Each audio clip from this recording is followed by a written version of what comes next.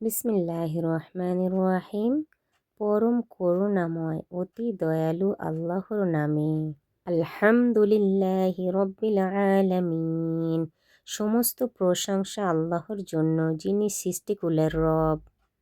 আর রহমানির রহিম, পরম করুণাময় অতি দয়ালু।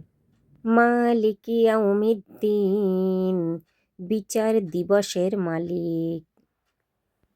ইয়্যাকা না'বুদু ওয়া ইয়্যাকা নাস্তাঈন, আপনারই আমরা ইবাদত করি এবং আপনারই নিকট আমরা সাহায্য চাই। ইহদিনাস সিরাতাল মুস্তাকিম, আমাদেরকে সরল পথ দেখান, পথের হেদায়েত দিন।